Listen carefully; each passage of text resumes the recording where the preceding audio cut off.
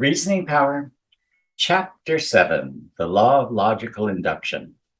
You are now invited to consider the important law of logical reasoning, known as the law of logical induction.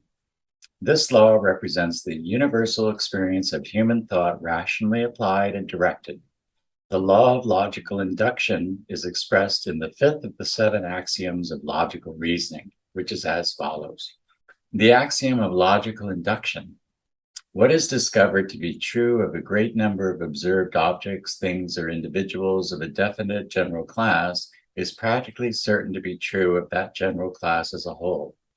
The characteristics assumed to be possessed in common by all the individual objects or things in a definite general class constitute the accepted essential characteristics of that class as a whole. This fundamental principle of induction has been stated in many forms, among which are the following. What is true of the many is true of the whole. That which belongs or does not belong to many things of the same kind belongs or does not belong to all things of the same kind. Mill's statement of the principle of induction is very comprehensive. It is as follows. Induction is that operation of the mind by which we infer that what we know in a particular case or cases will be true in all cases, which resemble the former in certain assignable respects. In other words, induction is the process by which we conclude that what is true of certain individuals of a class is true of the whole class, or that what is true at certain times will be true in similar circumstances at all times. In the early days of logic, the principle of induction was largely neglected by reason of the great emphasis placed upon the principle of deduction. The followers of the old philosophies and systems of logic, which were fathered by Aristotle and long afterward wet-nursed by the scholastic school of philosophy, and which for many centuries dominated the world of logical thought and philosophy, believed that it was possible to arrive at all human knowledge by the methods of formal logic applied along the lines of deductive reasoning. The syllogism was elevated to the highest rank, and logicians bowed down before it and worshipped it. As Jevons says, men preferred trusting to Aristotle rather than using their own eyes. Of course, it was necessary to find bases for the premises employed in such deductive reasoning, and a certain degree of induction was employed in finding these. But at the best, but imperfect induction, or sublimated form of analogy, served the purpose in most cases. In either cases, report was had to a priori judgments, i.e. propositions assumed to be true more or less independent of extended observation, experiment, or wide experience, more often held to be innate ideas or universal intuitions. Logicians reason from assumed causes to effects, but too often without first being sure that the assumed causes were real causes. They ignored a posteriori reasoning, i.e. reasoning proceeding from effect to causes, judgments based upon experimental proof. They contented themselves with deducing particular facts from assumed general principles. They neglected the correlated logical process of reasoning by induction from particular facts and general principles, and thus assuring themselves of the validity of the general principles which form the basis of their deductive processes. The rise of inductive reasoning to its proper place was due in a great measure to the influence of Roger Bacon, AD 1214 to 1292, and of Francis Bacon, AD 1561 to 1629. The former laid the basis, the later advanced the idea and formulated methods of applying the principles. Francis Bacon is often styled the father of inductive reasoning and the founder of the scientific method. But the preliminary work of Roger Bacon must not be overlooked nor forgotten. Today, practically all scientific thought is based upon the conclusions reached by inductive reasoning. The physical sciences would perish were this principle eliminated. Even modern psychology is based upon it. Modern logic gives inductive reasoning a high place. Indeed, there are learned logicians who even go so far as to claim that deductive reasoning is but a reflection of inductive reasoning, and that deduction usually is but a restatement of the conclusions already arrived at through induction. But here the truth probably lies between the two extremes, and induction and deduction are seen to be correlated and coordinated processes of logical reasoning. In our consideration of the subject of logical synthesis or classification, we have shown you how and why individual objects possessing certain common characteristics are grouped or generalized into classes. The common characteristics of all these individual objects, thus becoming the essential characteristics of that class. The same principle, as you have seen, governs the grouping or generalization of these classes into larger classes and so on. We now ask you to make note of the fact that all such logical synthesis, classification, and generalization proceeds according to the law of logical induction. It is governed by the principle that the characteristics assumed to be possessed in common by all the individual objects or things in a definite class constitute the accepted essential characteristics of that class as a whole. Such characteristics become the essential elements or qualities of the concept representing that general class of particular things or individual objects. But no matter how many may be the individual objects or particular things of the general class which have been observed and examined for the purpose of ascertaining whether or not they possess the certain necessary characteristics deemed essential to the class, it is practically impossible that all such individual objects and particular things can so be observed and examined in the great majority of cases. In fact, it is almost certain that in most cases there are far more not so observed and examined than there are so treated. This because of the natural limitations of man's powers of observation, experiment, and inspection. Hence, usually the law of induction bases its conclusions upon human experience with the many rather than with the all of a class of things and objects. This fact is expressed in the axiom as follows. What is discovered to be true of a great number of observed objects, things, or individuals of a definite general class is practically certain to be true of that general class as a whole. If all the individual things and particular objects in a certain class are observed, subjected to experiment, and found to possess certain characteristics in common, then the judgment must be that these common characteristics absolutely and certainly are the essential elements or qualities of that class and of its associated concept. But when only a great number of such are observed, inspected, and found to possess such common characteristics, then the judgment must be merely practically certain, i.e., possessing a high degree of probability of truth. In very many cases, it is true, this high degree of probability falls but little short of absolute certainty. All that inductive reasoning may truthfully claim is to announce principles, laws, and judgments which for all practical purposes of life may be considered as true and certain. But this is likewise true of all forms of logical inference or human reasoning. Even deductive reasoning with its boasted formal certainty must be based upon premises assumed to be true by the principles of induction. It is always a case of so and so is true if such and such is true. Not but omniscience could reason with absolute certainty, and omniscience would not need to reason, for it would already know all that is possible to be known. Reasoning is but the method employed to find out and know something that is not known. In the light of the foregoing statements concerning the possibilities, probabilities, and natural limitations of the principles of inductive reasoning, let us now consider the general methods employed in conducting its processes.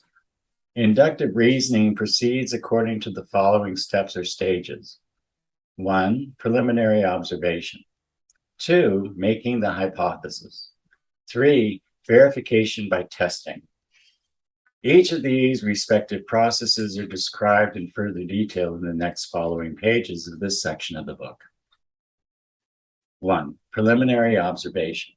In this process, preliminary to that of actual inductive reasoning, there is conducted an examination of a great number of individual objects or particular things believed likely to belong to a certain general class of things, activities, or events. Such examination is for the purpose of ascertaining definitely the common characteristics of such things in order to decide whether or not these constitute the essential elements or qualities of that class as a whole. Usually a more or less general classification based upon logical analogy or imperfect induction has preceded such test, trial, or experiment. Observation and experiment, however, do not constitute induction. They merely supply induction with its working material. 2. Making the hypothesis.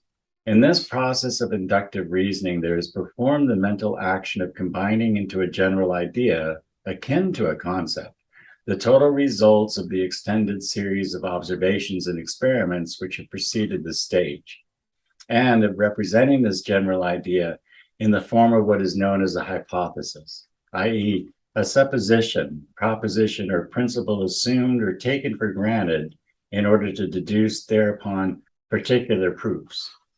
Hypothesis is the simplest term indicating the result of inductive observation and experiment. Theory is held to be a stronger term and usually indicates an hypothesis which has been verified at least to some extent by subsequent observation. A law is a hypothesis or theory raised to a very high degree of probability by reason of extended and positive observation and experiment.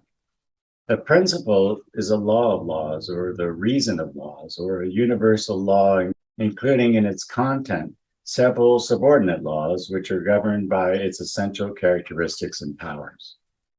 A law, from another viewpoint, may be said to be a general rule of procedure according to which things move, act, and work. A principle being that by reason of which change-producing actions and motions proceed, and in which they have their source. But the latter two terms, law and principle respectively, have a wide range of meaning, are subjected to varied interpretations and definitions, and are applied to many different general ideas. We give here merely their respective meanings as usually understood and employed in logic, physical science, and psychology. Hypotheses, as might be supposed, possess varying respective degrees of validity or probability. Some are merely tentative or working hypotheses, employed for convenience of thought and further investigation. Others rise to the dignity of verified theory, or perhaps even to the high rank of laws and principle. The following general rule is usually employed by logical, scientific thinkers to determine the respective value and strength of hypotheses. Rule for valuation of hypotheses. 1.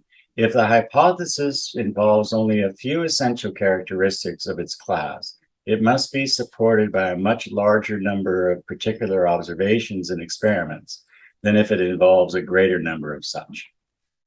2.